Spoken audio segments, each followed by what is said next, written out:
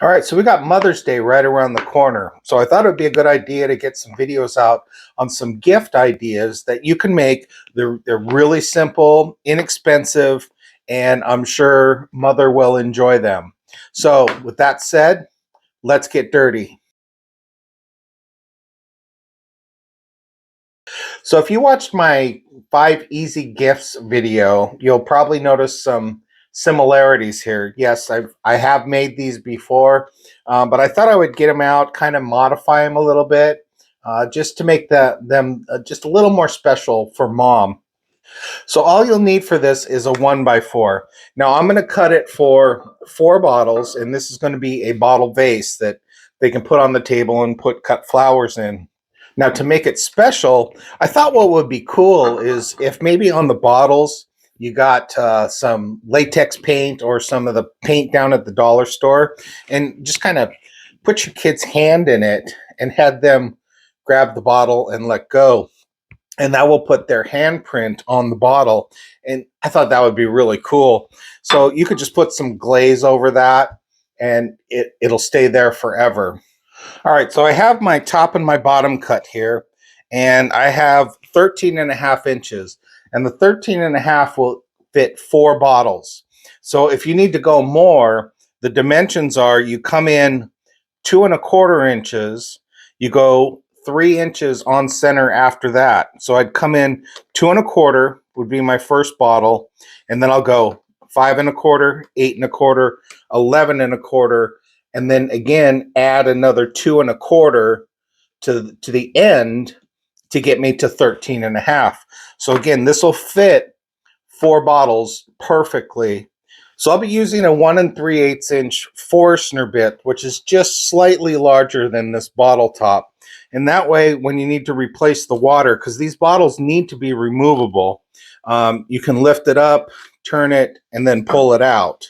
Okay. Okay, so I'm going to be doing a 3/4 inch rabbet on the edges, and I went a 1/4 inch deep. Now I have the sides cut at 9 3/4 inches, which you'll notice is just about a 1/2 inch above the top of the bottle. So after I put those rabbets in at a 1/4 inch deep, when I put the top on, it should sit pretty flush with the top of the bottle. So I already have my line drawn here, and this is the center of this piece of wood. So now I've got to put the marks on here, starting again at 2.25, and then every 3 inches after that. And that's where I'm going to be drilling it out. All right, so I have my marks. Now I'm going to take it over to the press and get those holes cut. All right, so I got my holes cut. I set up a fence on my drill press, so I made sure each one of the holes was perfectly aligned. Also put a piece of sacrificial underneath it so you're not drilling down into your table. All right, so now I'm going to add my 3/4 inch rabbet joints to the top and the bottom. And I'm going to use a piece of sacrificial on the edge so I don't get any tear out. So I'm going to get that set up and then do those cuts now. All right, so I got my rabbets cut. Those look great. Let's kind of do a dry run here. So in the dry run, it is a little higher than I want. The bottle should be flush with the top. Looks like it's about 1/2 inch.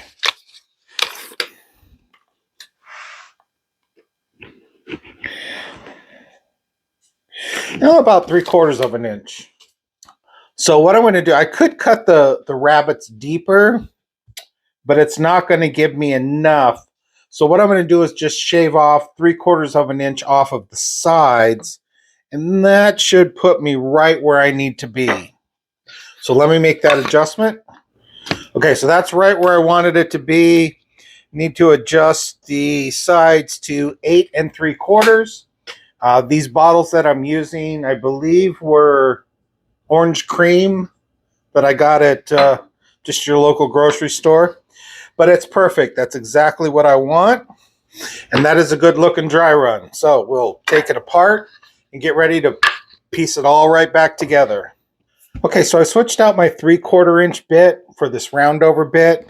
I want to do a roundover on both the top and the bottom of these just to get them nice and smooth.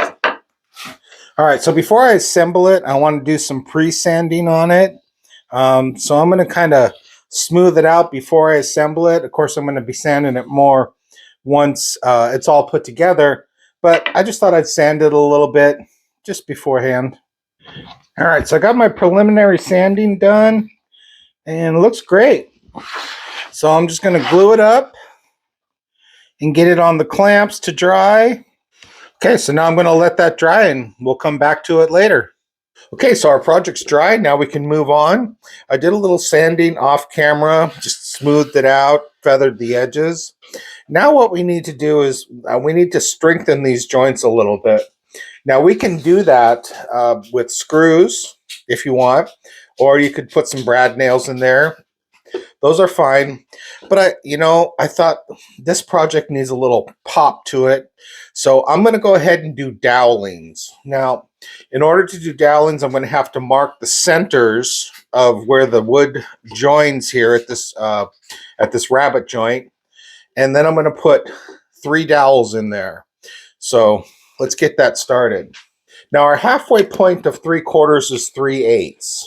So I'm going to mark 3/8 on both sides here, and then flip it over and mark the same 3/8 on both sides down here.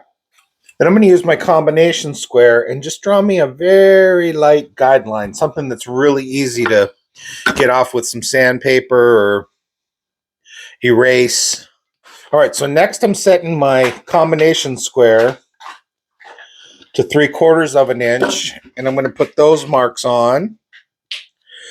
And I'm crossing my halfway line so I know that's my point of where I need to drill the holes. All right, so the last guide mark I'm going to make is at 1 3/4. That's the halfway point between 3 1/2. So next I only want to go 1 inch deep. So I'm making myself a little mock stopper here for my drill bit. You can do this with just a piece of tape. It's so easy.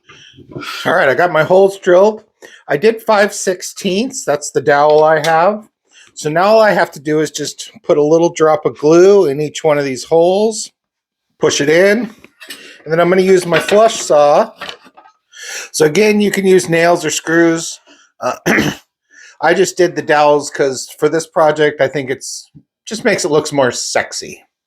So there we go. Our vase is done. So we just put some water in them, put some flowers, and it's good to go. Now we need to, of course, personalize it a little bit, and you can do that by what I mentioned in the beginning. Latex, put the kids' hands in latex paint, have them grab the bottle, let it dry. When it's dry, go ahead and hit it with some clear glaze to protect the handprint. You can also go down to the dollar store and you can get these tempera paints, and they have a whole bunch of colors. But just toss it out on the table, let the kids paint it, and then when their painting is dry, hit it with some polyacrylic, and it's personalized for mom. So, I hope you enjoyed this video. If you did, please like, subscribe, hit the bell icon to be notified of new episodes as they become available. If you have any questions, feel free to put them in the comment section. I'll get to them as soon as I can. Until next time, keep it safe.